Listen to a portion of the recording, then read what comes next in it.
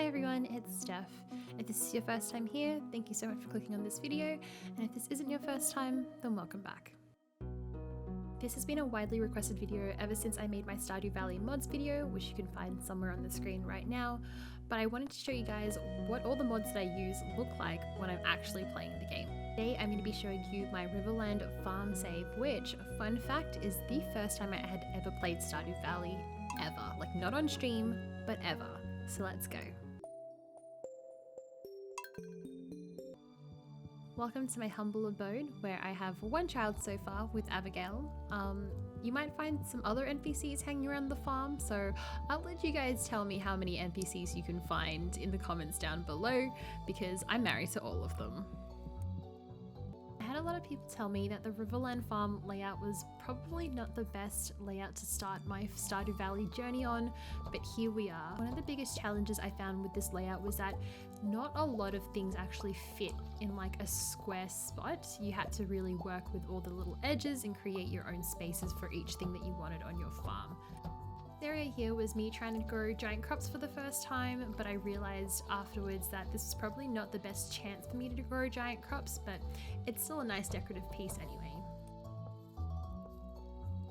Just behind the house here, you can see that I created a fishing spot because obviously this is the Riverland farm layout, and there's some worm bins and some recycling machines. This path here leads you to the cave where you can collect your fruits, and I also have some lightning rods and some silos tucked away here. This shed here is basically my brewery. I don't have it filled with all the kegs yet, but essentially I found that planting hops and making pale ale is one of the most profitable ways to actually make money, and it's super easy as well. As you can see, I have also tucked my chests behind this little shed here just so it looks nice and clean. I have a mod that allows me to access my chests from anywhere on the farm, so this really helps when I'm somewhere really far away, and it just makes things really nice and easy. You all know that the greenhouse is the best place to grow out of season fruits, and usually I grow any star fruit, rare berries, or ancient fruit in here. It's also a good idea to keep some seed makers in here just so that you can put any crops back into them and then keep planting them and making money for you. As you can see, this greenhouse is definitely not the one that you get in the base game. There is a ton more room to grow plants and also all the space for your trees. This is because I use a mod. One of my favorite things about this greenhouse is that it has a little sauna in the back room.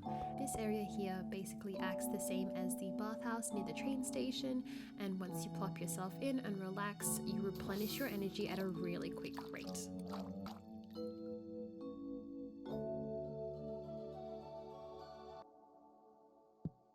Once you've had a nice relaxing bath in the sauna, you can head on down to the cellar that I have at the bottom of the greenhouse. Yes, there is more room in this greenhouse. I essentially use this area for storage, and I put all of my jars down here so they can make me jams and jellies and even aged roast. So this is also a really great spot to put anything that makes you money and that you don't want on your farm, and makes it a little bit cluttered.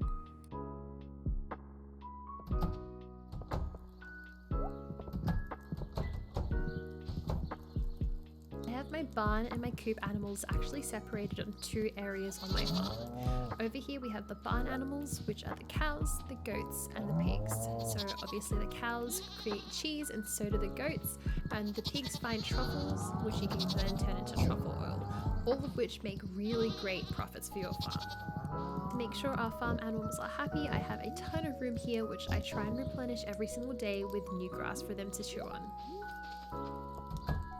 Inside the barn for the cows and the goats, I have a few cheese presses laid out and also an auto grabber. The auto grabber, automatically grabs any of the milk that the goats or cows have dropped and then feeds it into the cheese press so that they make cheese automatically. And all I have to do is grab them every single day, and the milk will continue to feed into it.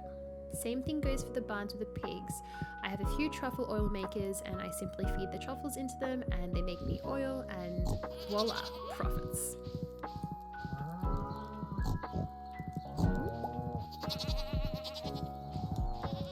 This little island down here, I have two fish ponds. One is filled with bloodfish and one is filled with ice pips. These two fish are arguably one of the most profitable fish to have in fish ponds, and because I'm in basically endgame, that's why I've decided to have them there. Hops and blueberries are two of my favorite crops to grow. They're super easy to take care of, they are multiple harvests, and they basically give you a lot in return. And I'm not sure if you can see, but I have a few Junimos hard at work harvesting these blueberries and hops for me. The southwest-most part of the farm, I have two coops. One of them is filled with dinosaurs, and the other coop has a mix of chickens, ducks, and rabbits. Similarly to the barns, I have some mayonnaise press and an auto grabber, just so that the eggs go straight in and they make me money. Dinosaur mayo is much more profitable, which is why I decided to have a full coop of them and a mixed coop with ducks, chickens, and rabbits. I'm not sure if you guys noticed, but all of my chickens are actually blue chickens. And yes, I just stood there at Marnie's and waited to see if it was a blue chicken before purchasing.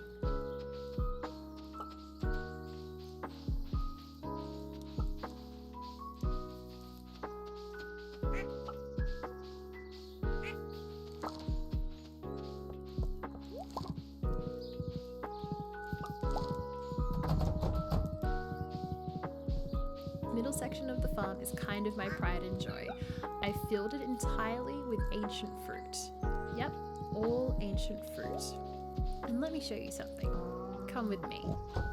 In this left shed, I have jars dedicated to ancient fruit jelly, and in this right shed, I have kegs dedicated to ancient fruit wine. And once I gather the harvest for the day, I go outside and head to the shipping bin I've placed in between these sheds for all that cash money.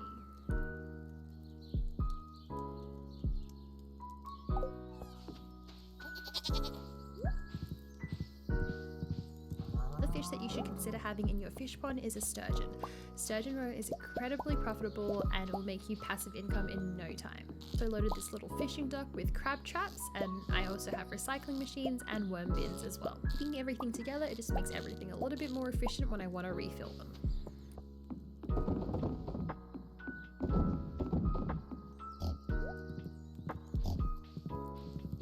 Last but not least, the road down to Marnie's ranch is kind of just the tree section. Planted the 4 different types of trees and put tappers on them so I can easily access that, and I also have charcoal kilns and a wood chipper as well.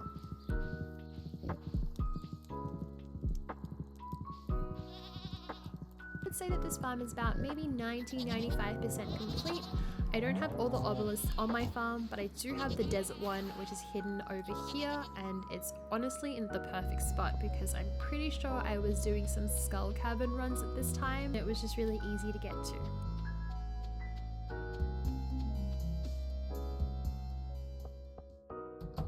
Hope you all enjoyed this tour of my Stardew Valley Riverland farm. Like I said earlier, it was my first save, so go easy on me. It was definitely a learning curve to how I designed the farm, and I'm pretty sure I've improved, but who knows. If you'd like to see a tour of my beach farm, please make sure you like this video and subscribe to my channel so I can keep making more of them. Also stream 4 times a week on Twitch, so I would love to see you guys in chat. Let me know in the comments down below what your first farm layout was. I'll see you guys next time. Bye!